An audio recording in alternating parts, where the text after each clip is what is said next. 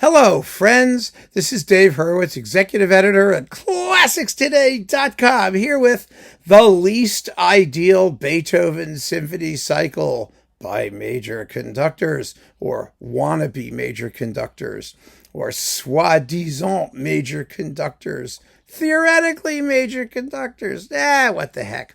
You know the deal, right?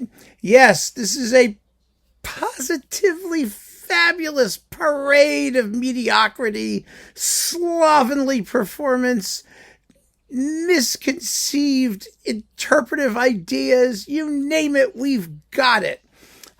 Definitely a series of recordings to avoid. And here they are. Symphony number 1, the Hallé Orchestra under Barbirolli on Dutton, as reissued on Dutton.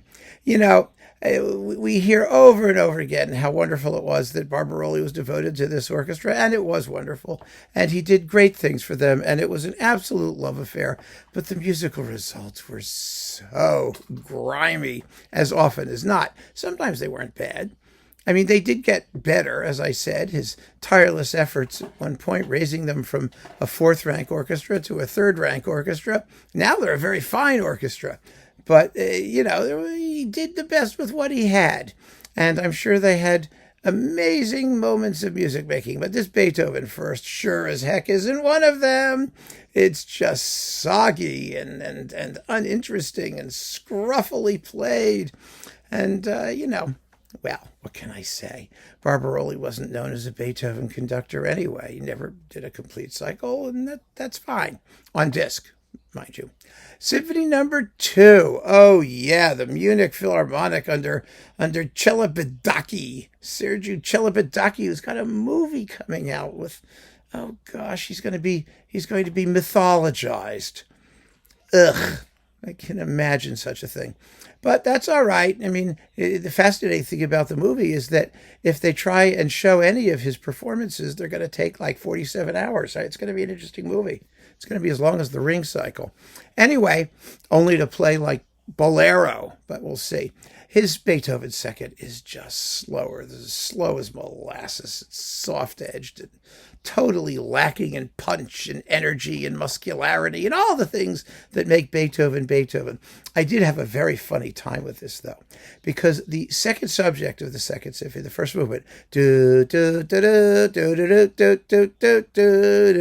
it was stolen by Beethoven fan and semi-acquaintance Franz Josef Meyer. You know that guy, or Simeon, whatever his name is, Meyer, that composer, who spent his life at Bergamo.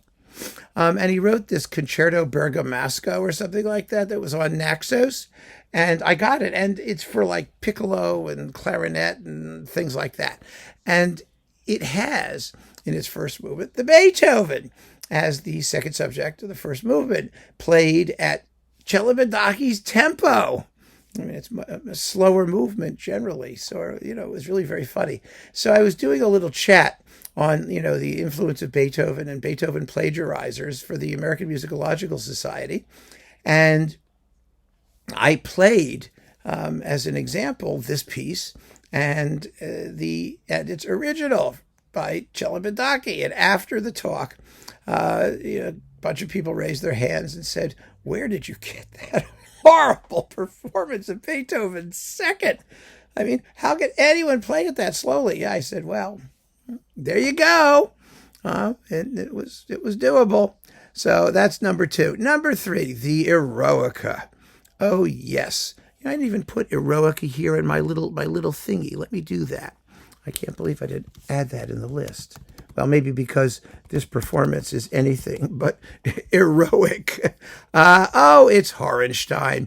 Horenstein with the Pro Musica Orchestra Vienna on Vox. Now, I've seen some people who actually swear by this performance. It's horrible. It's horrible in more ways than I can possibly delineate here. I mean, it just pokes and prods, and it's lifeless, and the orchestra sucks, and the sonics are lousy, and there's, oh, gee whiz. I mean, you can't possibly know anything about Beethoven or the symphony and love this performance. I'm sorry, but there you go. It's really, really, really wretched, but it has a following. And it just goes to show, it's what my mother always used to say. My mother, when she was teaching high school, taught a course in women's history that she really was very, very devoted to. And one of the reasons she taught it, she said, is because she said, the girls in these classes, some of them, they have no self-respect, none whatsoever. She wanted them to get a sense of themselves and of, their potential. And she was it really meant a lot to her. And one of the reasons she did this was because, the boys, in high school, it's public high school, were kind of disgusting, but they all had girlfriends. And she always used to say to me, there is no boy so disgusting that he can't find a girlfriend. And she was like dazzled that these girls had so little self-respect that they were dating these sleazy, scuzzy boys. So she did this course in women's history. It's the same thing with the women who marry serial killers in prison, right? Well, the Horenstein Eroica is like that. There are some people for whom a performance cannot be bad enough that it won't attract a following. And all I can say is that have some self-respect. Please have some self-respect. You do not have to love these wretched performances. You can find great ones. You really can. And you'll be much happier if you do. Trust me, you will. So that's that one. Symphony number 4. Well, Symphony number 4, one of the things about Symphony number 4 is that it lives in the middle, between, it's a transitional work, let's see, between the Eroica and the Fifth, and it's a much more muscular, energetic, exciting, and thrilling work than it gets credit for being. But you would never know it if you listened to it in the cycle by Bernard Haitink and the London Philharmonic on Philips. Oh, is that a boring cycle? The story behind that cycle is very, very interesting. Haitink had taken over the Concertgebouw, but he also had the London Phil. And the Concertgebouw people did not trust him with the Beethoven cycle. They felt he wasn't ready. So different from the current administration of the Concertgebouw with Klaus Mechala, isn't it? Really, where they had, again, self-respect, standards, all the things that seem to be gone today. But they had them, and so they had Joachim do the Beethoven cycle, and Haitink, to get revenge, did his Beethoven cycle with the London Philharmonic, and it turned out to be a total snooze fest. Witness this Beethoven Fourth. And the irony is that Haitink later did a Beethoven cycle with the London Symphony, which was actually pretty good, and which took some cues from the period instrument movement. Of course, it was his third Beethoven cycle. Nobody needed it, but he did a fabulous fourth. There was a disc that had 4 and 8, which I've talked about here on the channel, which was absolutely fantastic. Unfortunately, his first fourth was a total non-happening. Absolutely uninteresting. So there you go. It's definitely not ideal. Symphony number 5. Well, we've talked about this one a little bit. MusicAeterna under Theodor Currentzis on Sony. Oh, wow. What a completely timid, routine. Some people thought it was thrilling. It was totally mechanical.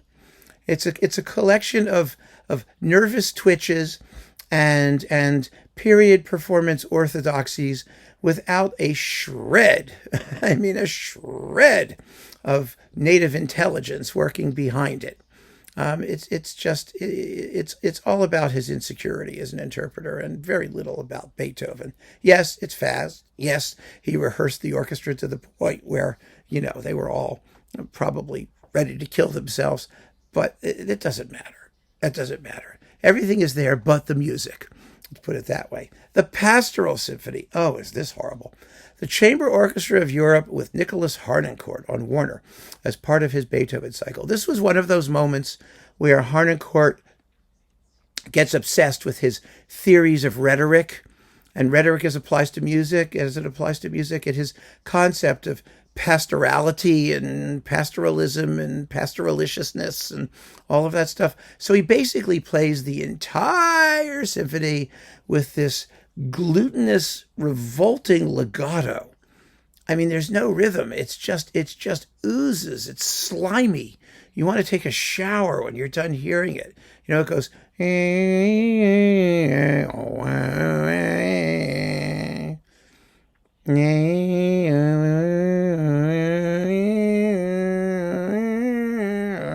Oh my gosh, it's horrible. I mean, I was thinking of sticking Pletnev for that one in here because that's also atrocious in a totally different way. But any of Pletnev's Beethoven could fit in here. It's all bad. But no, I decided to stick with Harnoncourt because I thought he really deserved it. I mean, just terrible. Symphony number 7. 7 is so exciting. It's so rhythmic. It's so brilliant. It has such fabulous tunes. How do you kill it? Let Andras Nelsons tell us with the Vienna Philharmonic. They succeed wonderfully in making it a total non-happening. Absolutely uninteresting. That whole cycle is a total non-happening. That is a cycle where they said to the Vienna Philharmonic, okay, play Beethoven. Don't worry about who's conducting. Just play Beethoven as if nobody is on the podium. And they do.